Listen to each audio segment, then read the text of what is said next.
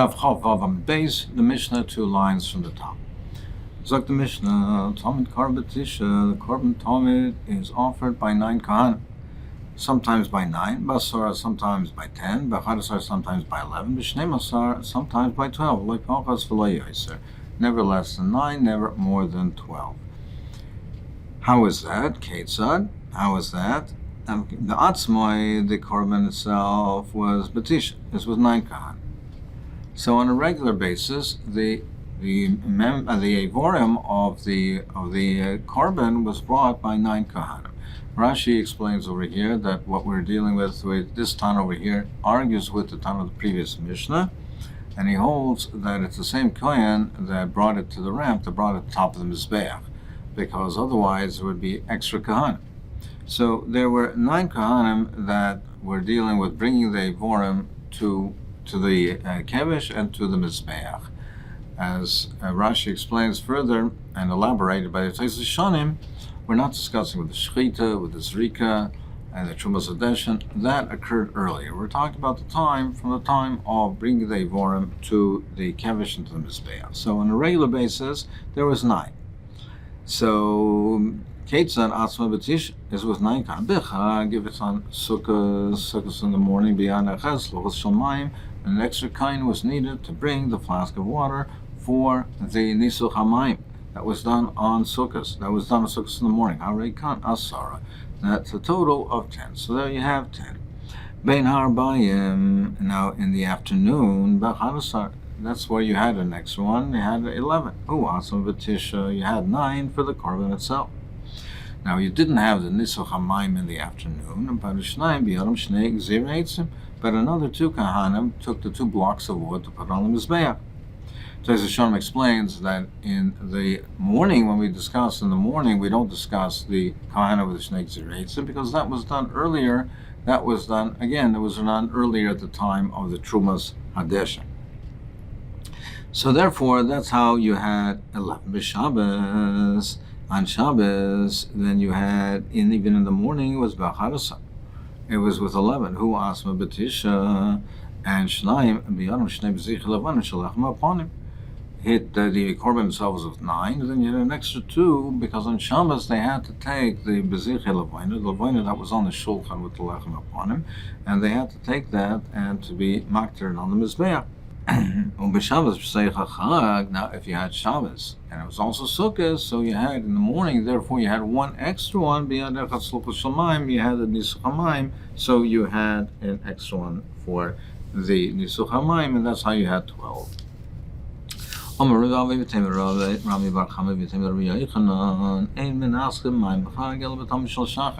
HaMayim only took place in the morning. How do we know that? Because it says it says on Shabbos, if that occurred on Sukkot, there was an extra one for the Nisuch HaMayim. Now, if you would say that they do Nisuch in the afternoon, then you would have it not only on the Shabbos, even if it would be on a weekday, you would also have 12 because you would have the regular amount of the Bein HaRabayim, and you would have the extra one for the Nisuch HaMayim, so you would therefore have 12, and therefore, since it doesn't say it in the afternoon, it's only in the morning, it shows you that the Nisuch HaMayim is only in the morning. Ravashi says, Anan Nami Tanina, we can be right from the Mishnah and Sukkah, because the Mishnah says, they told the kohen that's doing the Nisuch HaMayim, lift up your hands so that we can see that you're doing the Nisuch HaMayim. The Tzedukim argued and denied the mitzvah of Nisuch HaMayim. Nisuch HaMayim is a Haloch L'Maish Sinai, and they don't accept Haloch L'Maish Sinai, only Torah Shabbat, and therefore they denied the mitzvah of Nisuch HaMayim. So we tell the kohen, lift up your hands, let us see that you're doing it properly, that you're doing the mitzvah of Nisuch HaMayim. Why did they have to emphasize that? So one time there was a kohen who was a tzeduki, and he didn't do the Nisuch HaMayim. He poured the water on his feet, and all the people there that were present, they pelted him with their esrogim. And they pelted him with the esrogim that they were holding, and they pelted him with it because he wasn't doing the mitzvah. But what do we see from here? Why does it emphasize the time of that esrogim? So Shema Mino, we learn out from here that the mitzvah of Nisuch HaMayim is dafka in the morning, because they wouldn't have had their esrogim in the afternoon. They did the mitzvah of the lulav, the esrog, the daled meaning in the morning. And so we emphasize the esrogim, even though there were stones that were thrown as well, as the Rishonim point out, but they emphasize esrogim to teach us that Nisuch HaMayim is dafka in the morning. The Rishonim points out that even though Anshe Yerushalayim used to carry their lulav and esrog the whole day, but he says Mistama they would not have had it in the Azora in the afternoon because it was not as man tefillah. So if they had this regim in the Azora, it would have been the morning. It teaches you that Nisuch HaMayim is dafka in the morning. Tanya Rabbi Shimon Yochayim Minhal Tamid Shel Ben Harbayim Shaton Shnei Gzirei Eitzim Shnei Kahanim. How do we know that the Tamid Shel Ben Harbayim has to have the 2 blocks of wood carried by 2 Kahanim? Shenemar v'orchu eitzim. It says v'orchu eitzim. Now, I don't need this pasuk to teach me that they arranged the wood on the mizbeach for the Talmud Shel Shachar. Because it says mefurish in the pasuk that ubir ala kain, he kindles the wood every morning and he arranges the wood on the mizbeach for the oil. So therefore, it's not necessary for that. So and therefore apply this pasuk to the Talmud Shel Ben Harbayim to teach us that he arranges it. The 2 kahanim, they arrange it. The lashon of the Rambim plural. They arrange it 2 kahanim with the 2 gzirei eitzim, the 2 blocks of wood. Frag the Gemara, what's your right? Maybe both psukim are referring to the Talmud Shel Shachar, and maybe it's telling us that they have to do it and repeat it. They have to do it twice. How do you know to apply it to the Talmud Shel Ben Harbayim? The Gemara answers that no, if that was the case, it should use the same lashon in both psukim. The pasuk says in the garden in the morning, it says uvir la kain eitzim v'vayker. Now the other pasuk says that it doesn't say uber, it says v'orchu. It says v'orchu eitzim. So if it's referring to the same time, if it's referring to Talmud Shel Shachar, it should use the same expression in both cases, but it doesn't. It changes it. That's to teach us that it's referring to a different time, to the Talmud Shel Ben Harbayim. Where it says no. You can't say that, because if it would say uvir, havamina achad in trei loy, I would have said that it's 1 coin that does it, that puts the blocks at the second time, not 2. Trei loy. Therefore, kamash malan. Therefore, it teaches us the navid chad v'navid trei. It tells us that 1 coin does the first placement, and then 2 coin do the second placement. So that's why it has to say it v'archu. Tomorrow says no. If it's only for that, it should not have changed the wording. It would have changed the lashon yachid rabim in singular or plural, but not to change the wording. Imkain, if that was the case, and it was only to teach us that it's the first is done by 1, and then the second time is by 2 kahanim, name a crow, uviaru.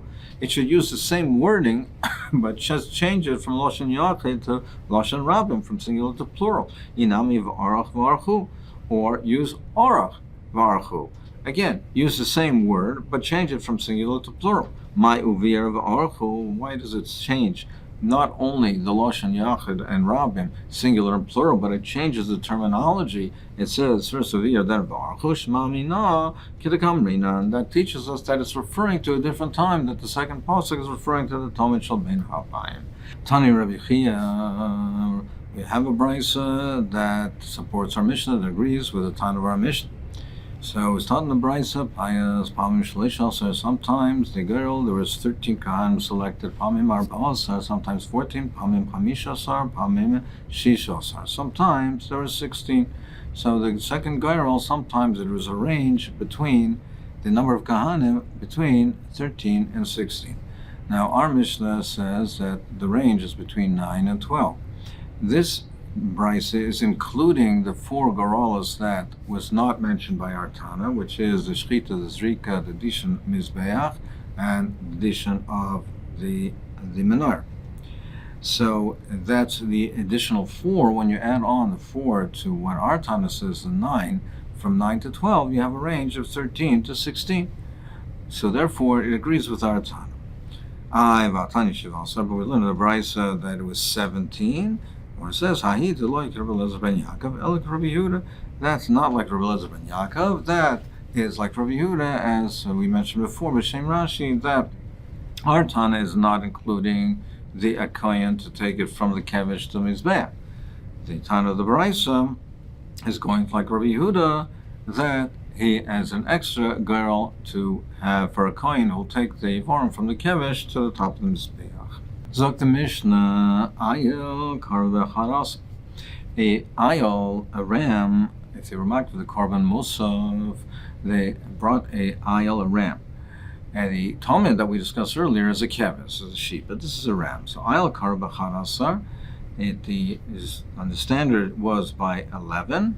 Habasar b'chamisha, the meat of the outer limbs was with 5 kahanu. So far that's the same. But but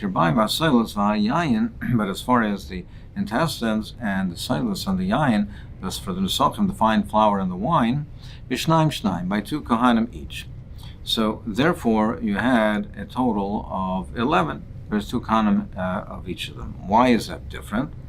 So firstly, we don't mention the chavitim over here, so that's 1 less, because we don't mention the chavitim, because that was done in the morning, but that was not done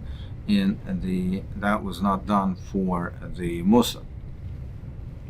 The Mary says that the intestines were more for the ram because it was heavier, so you need another coin to carry it. But the Ritva says that's not the reason. He says is that there was a restriction on the Talmud, how many kahanim. We learn out that there's a certain specific number, and therefore it was limited. You didn't have that limitation by the musa, by the aisle. The silas and the yayin, for the musaf were more than for the Talmud. So therefore, the silas has 2 esronim, and which is twice as much as the Talmud. And the wine also, there was more of the nesachim of the yayin that it had in by the aisle than it had by the Talmud. The aisle had the number of wine that it had was a third of a hin, shlishas a hin, and what it had for the Talmud was revis hin, a quarter of a hin. So it was bigger. You had more kahanim involved in it. Par, if they were makriv a par, if it's a bowl, that is also they were makriv for the musa par, kar be'esr arba, 24 kahanim, harosh ve'aregel, the head and the right hind leg. So you had, that was the rosh be'echad, ve'aregel b'shnayim. The rosh was with one head with 1 kohen, and the regel was by 2, so it's a total of 3. Ha'uketz va'aregel, the tail and the left hind leg, that's we had 4 kohen.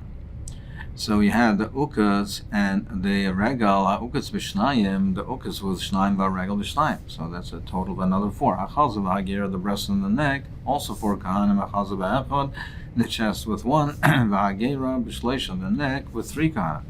Shtei yadayim b'shnayim, the 2 forelegs by 2 kahanim. Shnei, the fanas b'shnayim, the 2 flanks for 2.